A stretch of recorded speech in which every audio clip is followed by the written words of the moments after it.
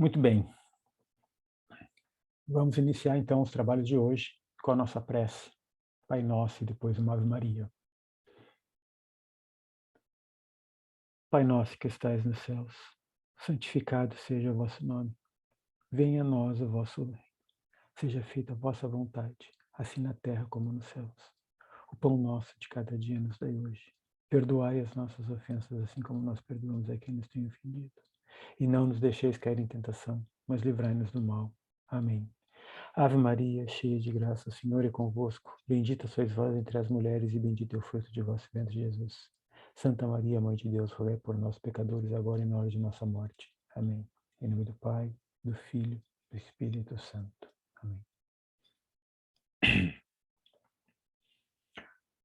Ok, vamos então fazer a nossa prática inicial, nosso relaxamento consciencial, pacificação. Vamos buscar uma posição confortável, sentado ou deitado, de preferência com a coluna ereta, sem tensão em lugar algum no corpo.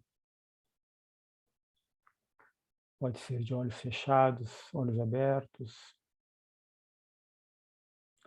como cada um preferir.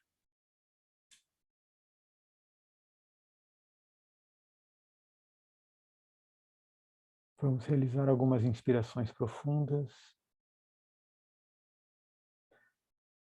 percebendo o ar que entra pelas narinas e enche os pulmões.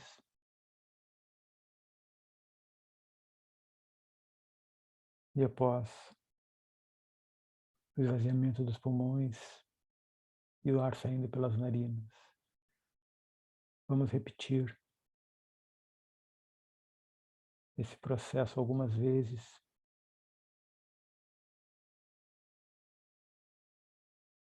utilizando a respiração em 3 fases, né? A respiração abdominal, inicialmente,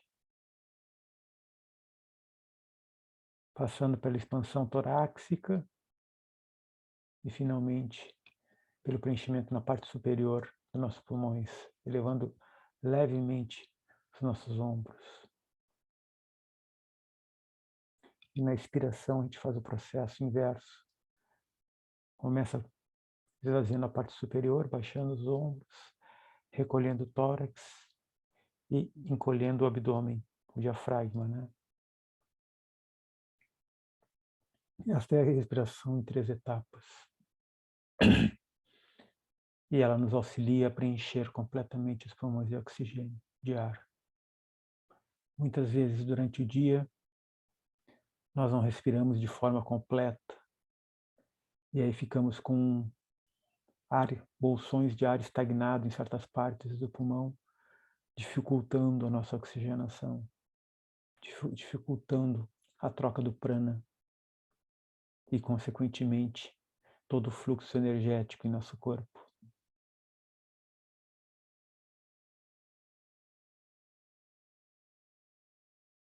Percebam que quando a gente realiza essa respiração completa, o corpo, ao final dela, o corpo vibra, o corpo se arrepia. Nós percebemos uma corrente elétrica percorrendo todo o nosso corpo, como se ele acordasse, como ele recebesse uma injeção de energia. Pois é justamente isso, a absorção do prana, do éter, pelo nosso corpo. Quando respiramos de forma consciente, pausadamente e equilibradamente, ocupando todo o pulmão nessas 3 fases que a gente falou.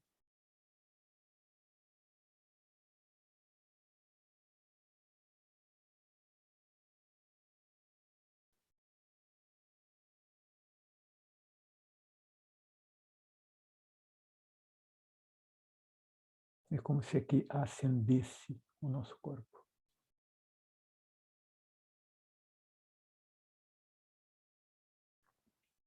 À medida, então, que avançamos na respiração, e prestamos atenção nela,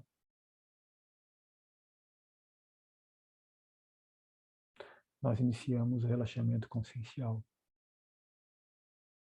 Aquele turbilhão de pensamentos, memórias, emoções começam lentamente a diminuir o seu fluxo, a diminuir suas oscilações.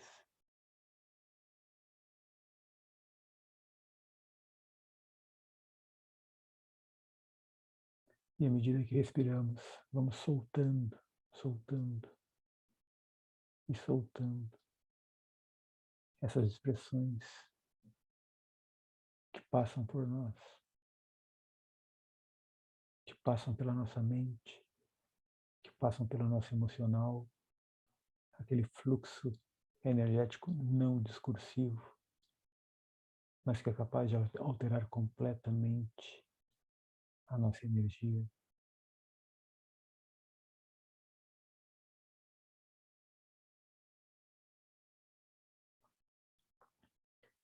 E à medida em que avançamos nesse relaxamento consciencial, soltando, cada vez mais soltando,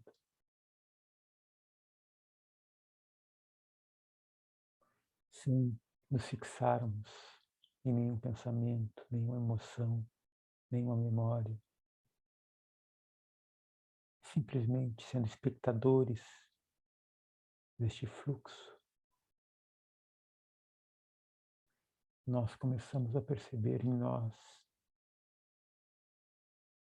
abrimos espaço para perceber o fluxo de vida que pulsa em nós.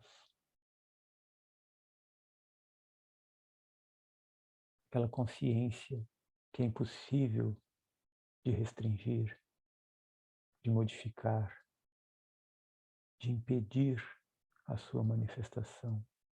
Está além da nossa vontade, além dos pensamentos, além das emoções, além do tempo.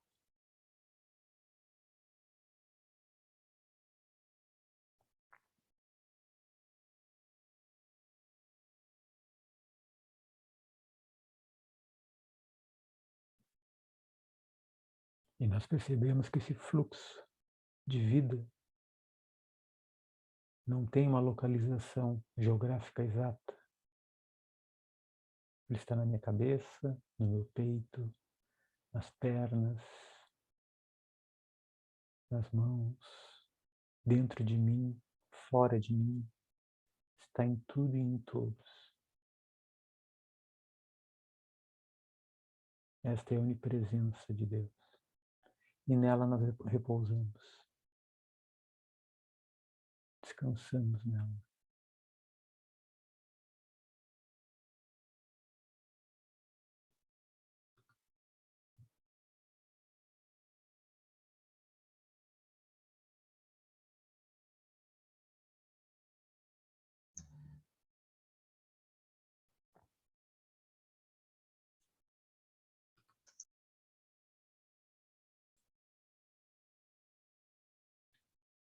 Então, à medida que avançamos nesse relaxamento consciencial, nós vamos tocando, tateando e percebendo essa onipresença, essa onisciência.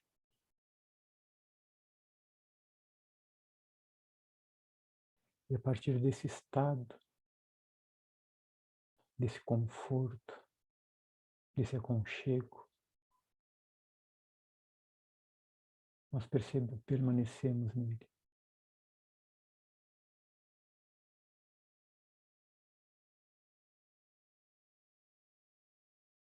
E sentimos a manifestação divina que flui através de nós.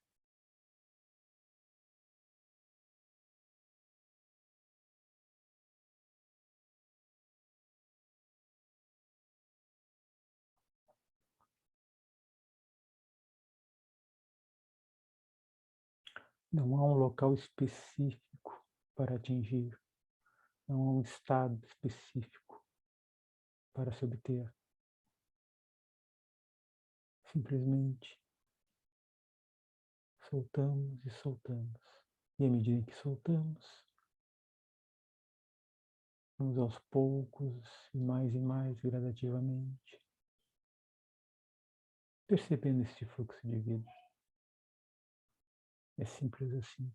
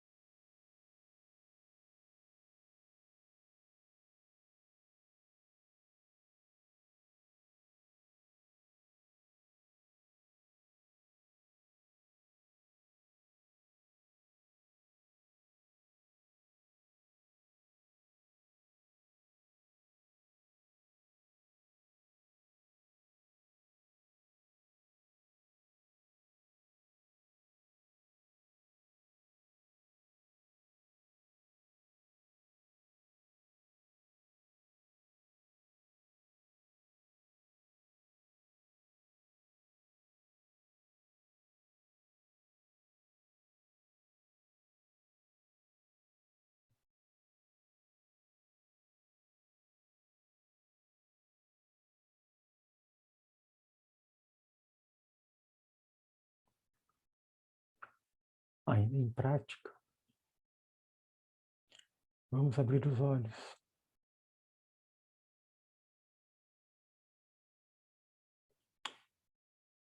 e escolher um objeto à nossa frente,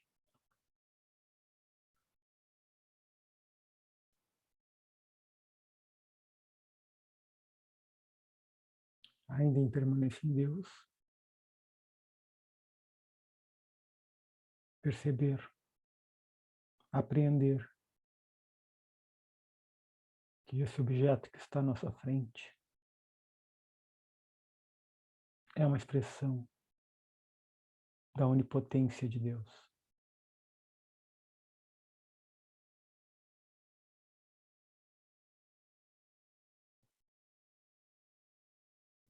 Assim como esse objeto, todos os demais são expressões divinas.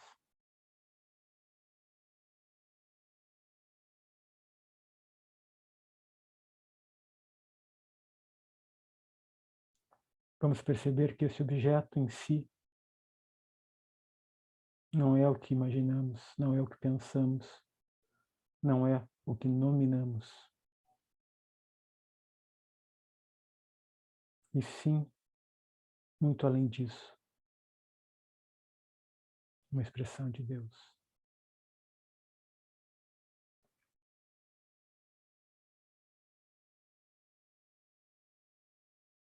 Esse objeto, que pode ser o celular, um computador, uma cadeira, um copo, enfim,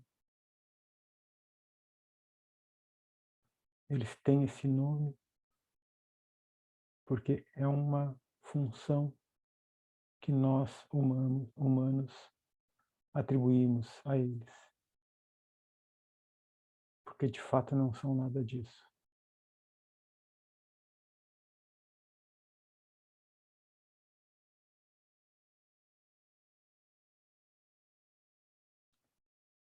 Esse olhar, essa apreensão, também pode e deve ser feita para os irmãos, para as pessoas do nosso convívio, nossa família, nossos amigos, nossos colegas. Olharmos todos como expressões divinas, além daquilo que eles estão manifestando, que são expressões.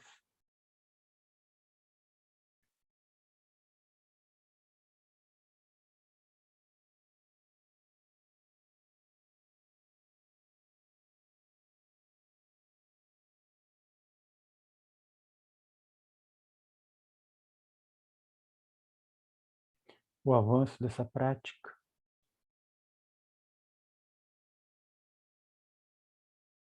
e a extensão dela além da prática formal, ou seja, em vários momentos do dia, vai nos possibilitando gradativamente olhar lúcido sobre o que nos cerca, sobre o que está à nossa volta. E a cada momento, em comunhão com Deus, fazer cair o véu de Maia e perceber e aprender a manifestação da onipotência de Deus a cada instante.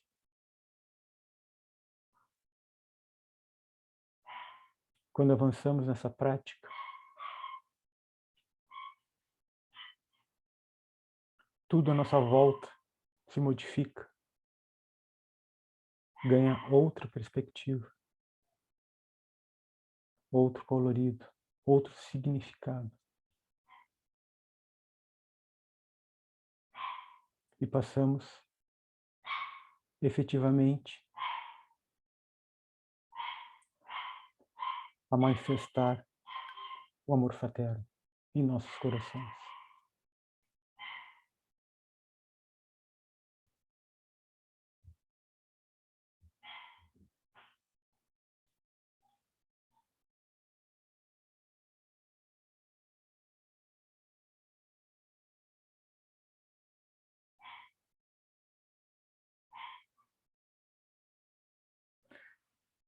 Ok, irmãos, podemos retornar, movimentar o corpo.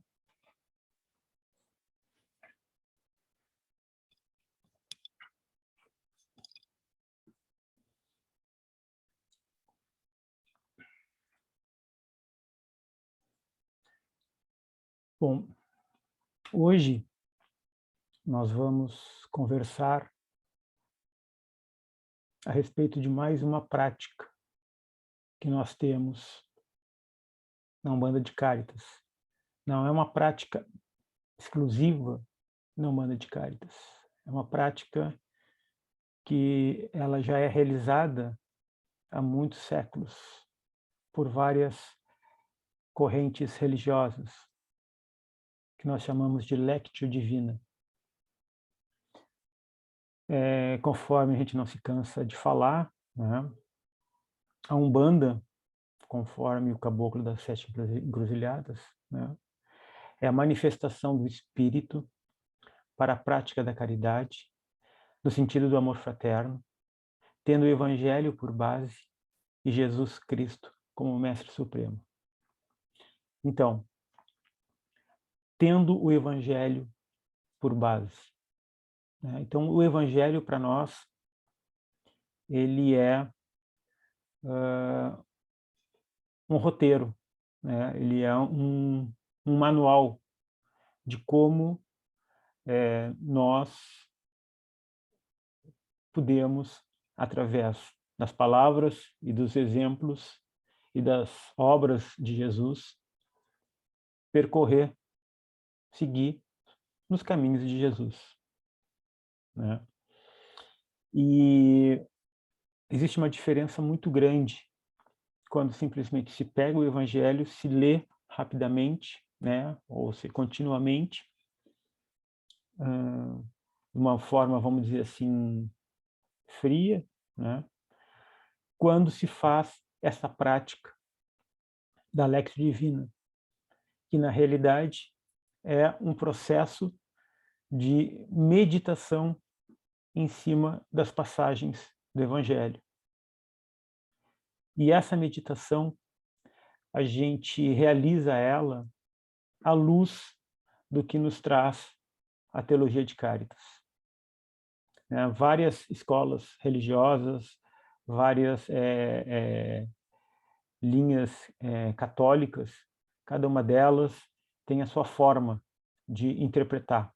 No nosso caso específico, nós buscamos justamente essa perspectiva, né, de conectar a teologia de Cáritas com o Evangelho.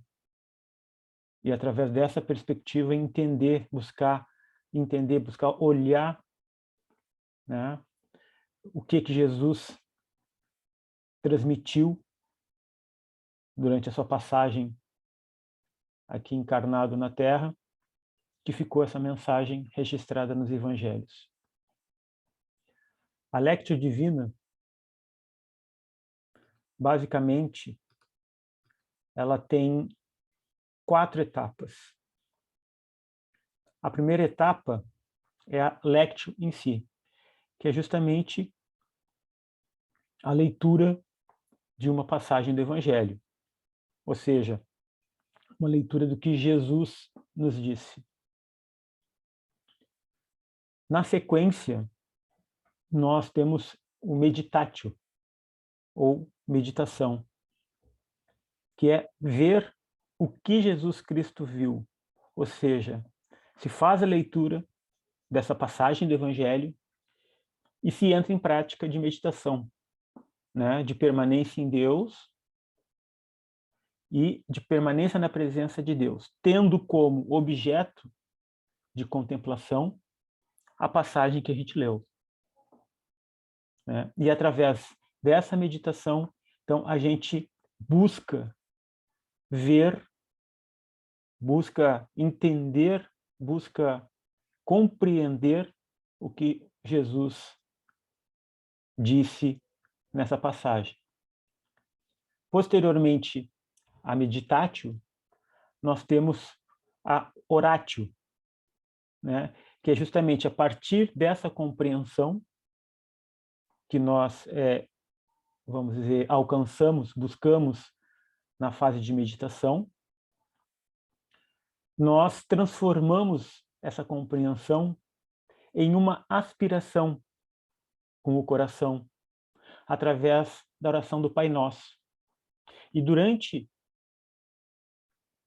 a oração, justamente a partir do coração, nós aspiramos que todas as pessoas possam alcançar a compreensão e a prática daquilo que Jesus Cristo nos trouxe, naquela passagem especificamente.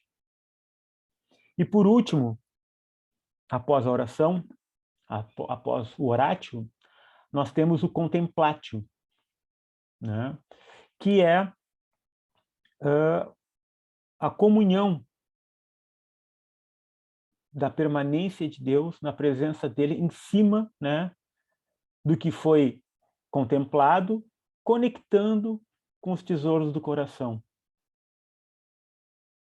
Então, aqui a gente, nessa última parte, a gente busca justamente essa conexão, essa contemplação daquilo que Jesus disse através do seu evangelho com a nossa prática diária da teologia de Caritas, onde nós buscamos a manifestação dos tesouros do coração. E ainda, né, quando a gente faz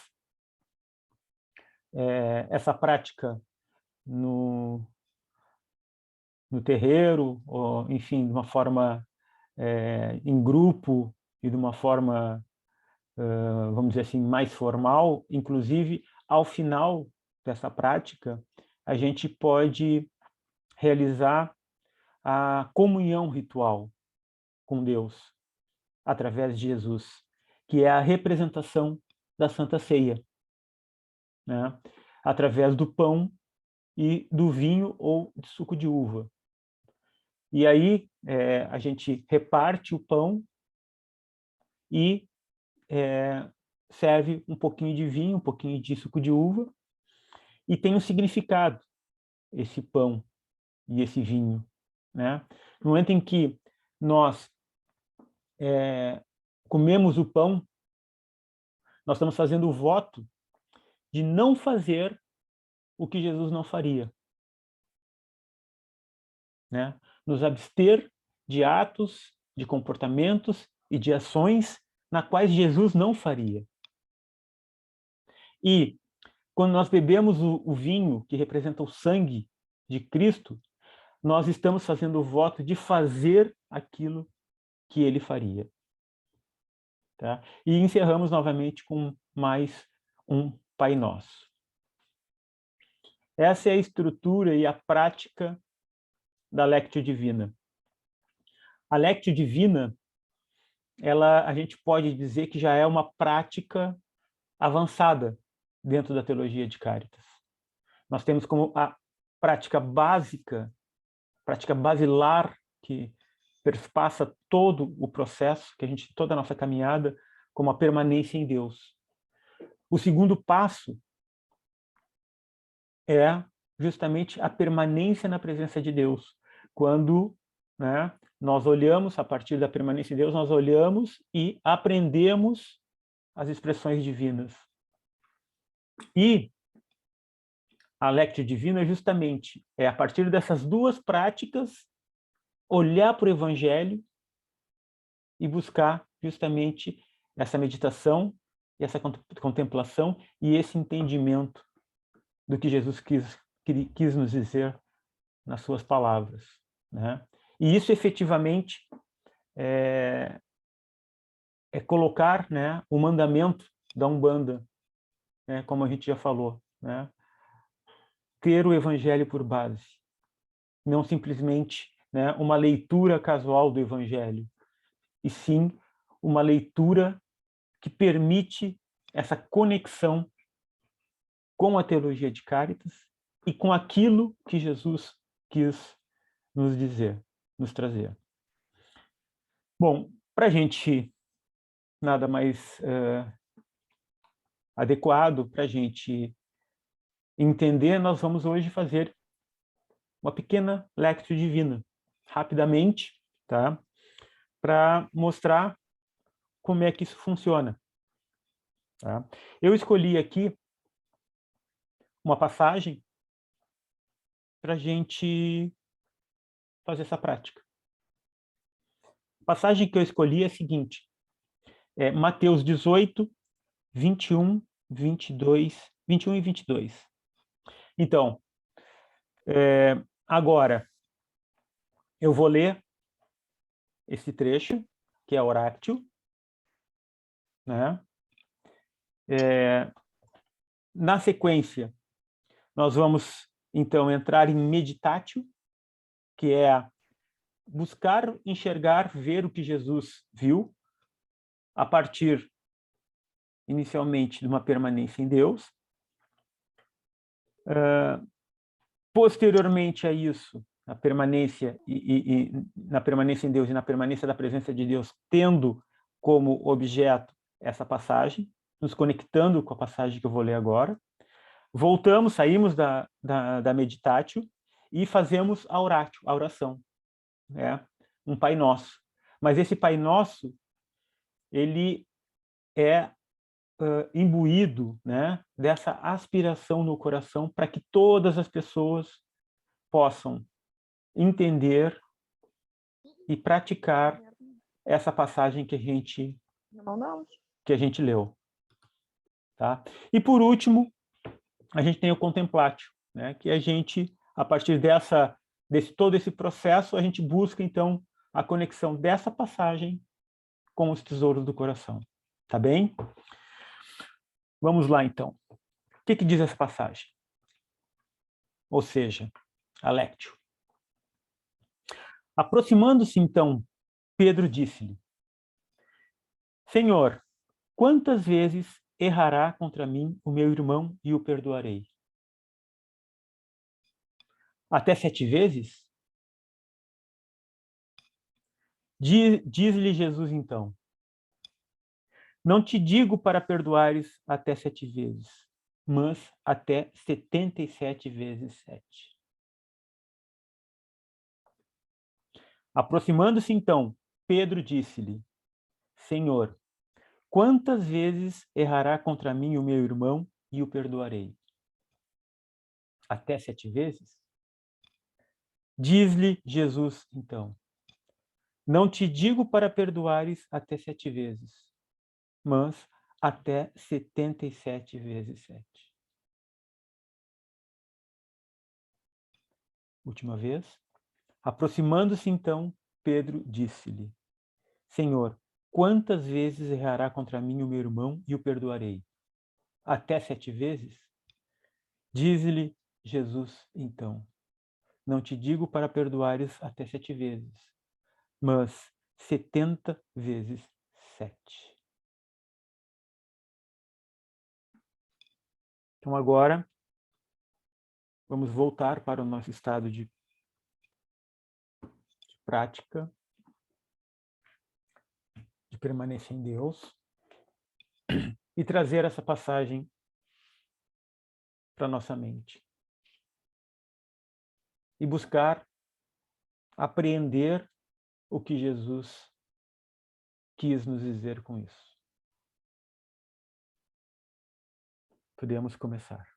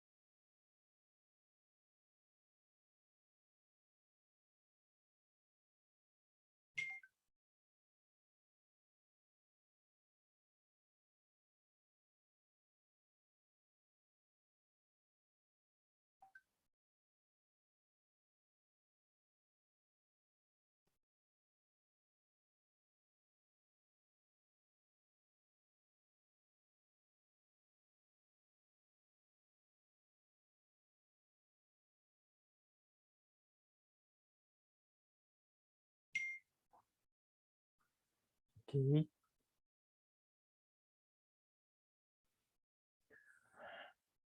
Podemos voltar.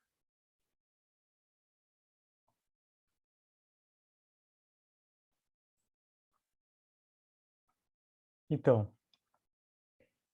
que Jesus quis nos dizer nessa passagem, né?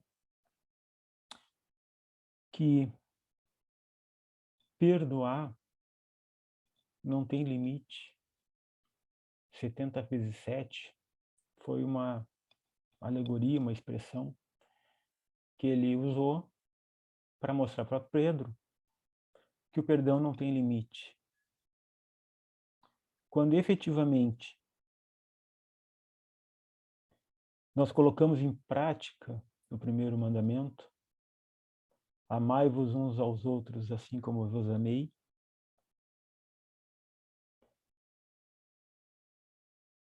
e naturalmente nós começamos a manifestar esse amor fraterno em nosso coração, nós efetivamente não temos limite para o perdão, mesmo porque nós não temos nem a autoridade para julgar alguém, né? Quem somos nós para julgar, para julgamentos? E quando nós efetivamente praticamos amar-vos uns aos outros assim como eu vos amei, praticamos a manifestação do amor fraterno, conforme a gente já conversou, né? Nós passamos a nos relacionar não com os referenciais que os outros nos trazem, em cima de preferências, de aversões, de situações indesejáveis, de superioridade, de inferioridade, né, de indiferença. Não. Naturalmente, nós incluímos os outros em nossos corações. No momento que nós fazemos isso, naturalmente o perdão já está posto. Não é algo que nós tenhamos o poder de outorgar, de conceder, de dar. Não, nós não temos esse poder. Nós não temos esse poder. O perdão, ele simplesmente está colocado no momento em que praticamos o amor fraterno.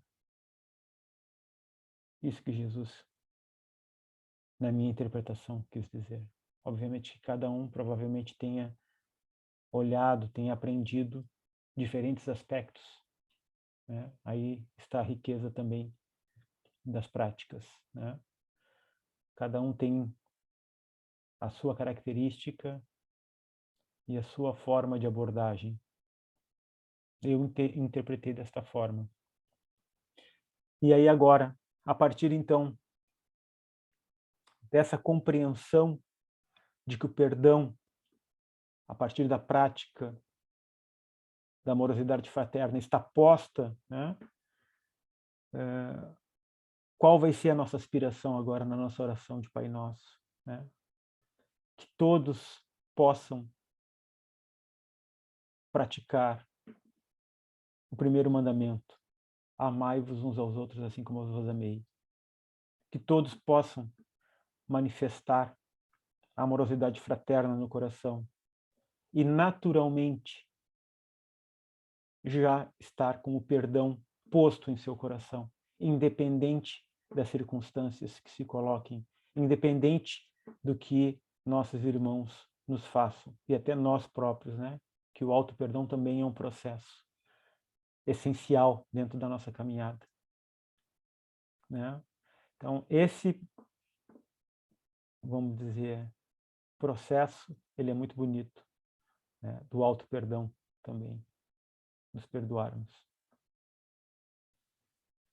Então, eu convido todos a fazermos mais uma prece, mais um Pai Nosso, só que dessa vez, né, com o coração aspirando, então, que todos os irmãos na face da terra, aqueles que conhecemos, aqueles que não conhecemos, os encarnados e os desencarnados possam praticar o primeiro mandamento, possam manifestar a amorosidade fraterna a partir de seus corações. Pai nosso que estais nos céus, santificado seja o vosso nome. Venha a nós o vosso reino. Seja feita a vossa vontade, assim na terra como nos céus. O pão nosso de cada dia nos dai hoje. Perdoai as nossas ofensas, assim como nós perdoamos a quem nos tem ofendido. E não nos deixeis cair em tentação, mas livrai-nos do mal. Amém. Em nome do Pai, do Filho, do Espírito Santo. Amém. Perceba a energia diferente que foi esse Pai Nosso. Quando a gente coloca uma aspiração na prece. Muitas vezes a gente faz uma prece no automático, né? No mecânico. Então, quando a gente coloca uma aspiração na prece, nós temos uma outra dimensão, um outro salto quântico. Vejam a importância da prece, a importância de se pedir, de se conectar e de se aspirar de uma forma positiva, de uma forma amorosa. E por último, nós temos a contemplatio, né? Que é a contemplação dessa comunhão, né? Com Deus e na presença dele, olhar, né? A passagem conectando com a teologia de Cáritas, né?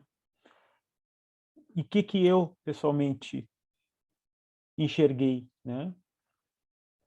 Eu enxerguei transcendência nessa passagem. O que é transcendência para nós, né?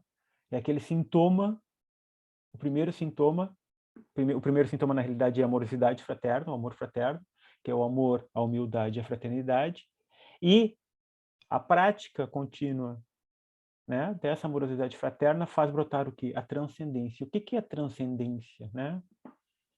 É quando, efetivamente, nos libertamos dos referenciais externos, né? De apego, de aversão, de preferência, de situações desejáveis e indesejáveis, né? De superioridade, de orgulho ou inferioridade, de solidão, de não enxergar o sofrimento do outro. Quando nós efetivamente ultrapassamos esses referenciais, o próprio perdão está colocado, está posto. Então, eu enxergo que o próprio perdão é um sintoma, o perdão verdadeiro, o perdão de coração, é um sintoma da transcendência. Né? Quando efetivamente colocamos a amorosidade fraterna em prática, nos movimentamos, avançamos, chegamos na transcendência, já estamos perdoando automaticamente. Posto. Então, a Lectio Divina é isso. É isso que nós fizemos aqui agora. Né?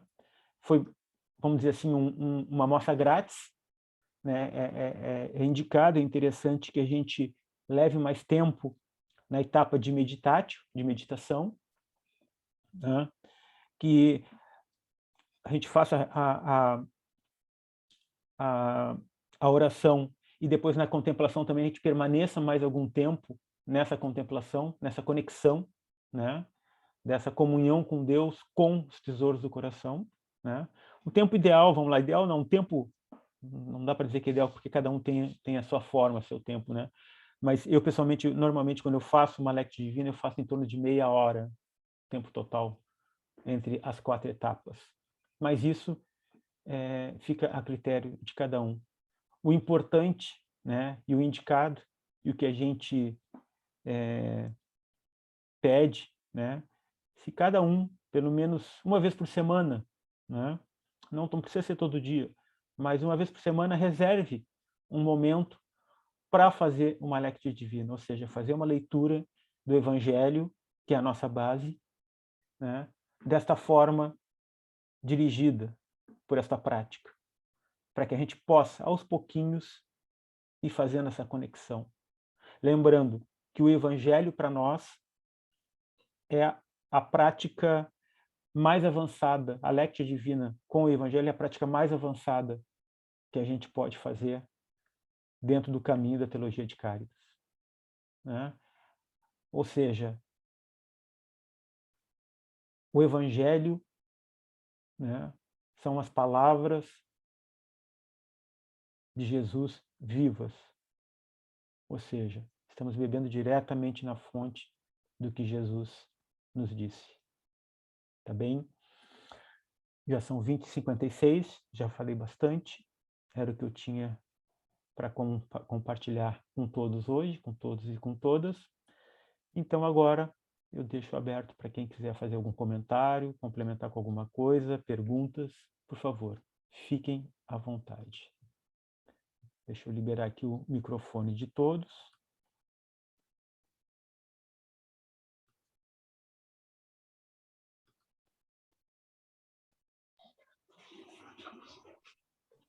Ok.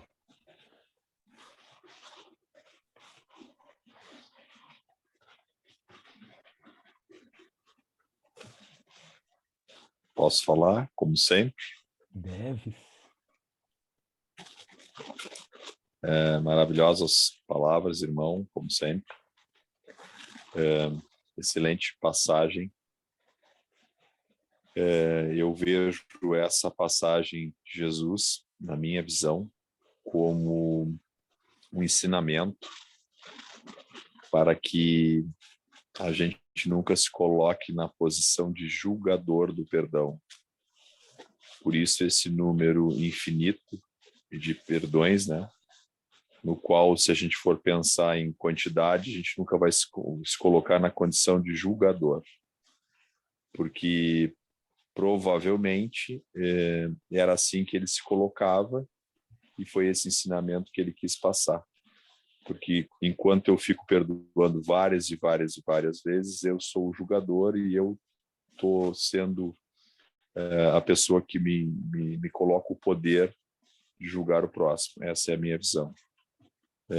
No mais, a noite foi muito grata, muito boa mesmo. Tá? Uma ótima noite a todos e muita gratidão por mais essa noite.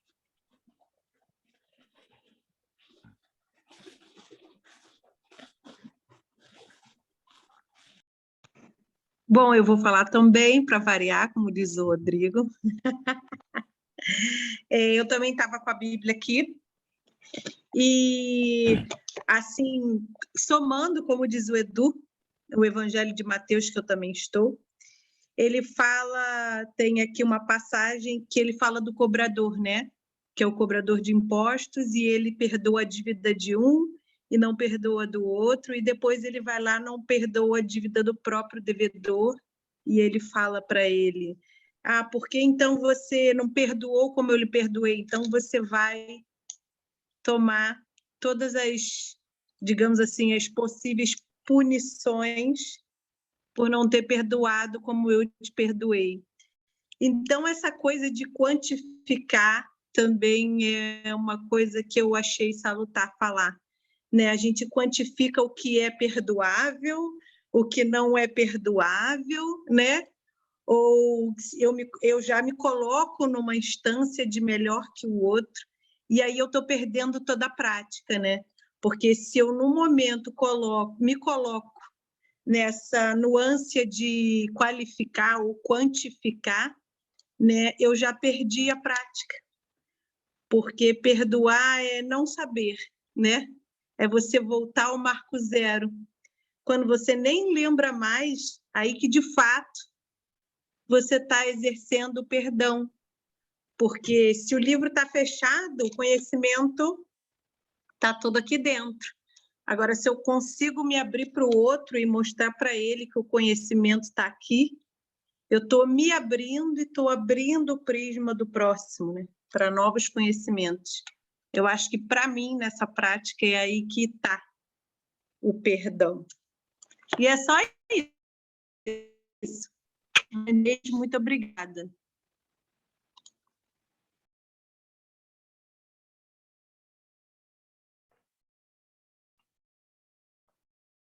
Mais alguém gostaria de contribuir?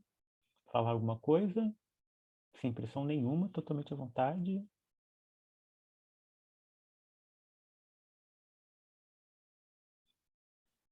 Ok, então já são 21h01. Vamos fazer mais um Pai Nosso. Posso contribuir um pouquinho também? Claro, por favor, irmão.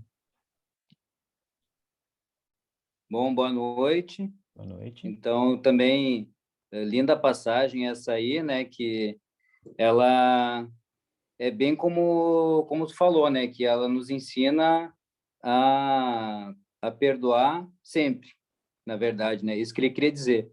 Então, o 7, eu sei que era simbólico para eles, um número bem, acho que é do infinito para eles, alguma coisa assim. Então, era para a gente perdoar sempre. E é bem o que a Rayane falou também. O perdoar, a gente, na verdade, nem sente que está perdoando. Quando a gente chega nessa prática, a gente nem se sente ofendido, não sente que que o irmão está fazendo alguma coisa errada para a gente. Não, a gente considera que é a atitude dele e que a gente vai levando isso aí na nossa vida e não leva a mal, como eu disse assim, não leva a amargura, não leva para esse lado que ele tentou nos ofender, né?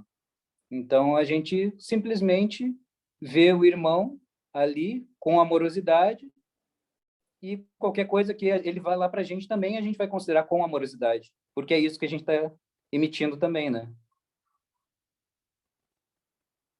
Então, acho que é mais ou menos isso. Obrigado pelas palavras também. Ótima aula de hoje. Obrigado, então, Vilmar, Rai, Rodrigo e aos demais pela presença de hoje. Vamos, então, para o encerramento. Nosso terceiro Pai Nosso de hoje. Nunca é demais. Pai nosso que estais nos céus, santificado seja o vosso nome. Venha a nós o vosso reino. Seja feita a vossa vontade, assim na terra como nos céus. O pão nosso de cada dia nos dai hoje. Perdoai as nossas ofensas, assim como nós perdoamos a quem nos tem ofendido. E não nos deixeis cair em tentação, mas livrai-nos do mal. Amém. Em nome do Pai, do Filho, do Espírito Santo. Amém. Muito boa noite a todas e a todos. Um beijo no coração e nos vemos na próxima quarta-feira. Até mais.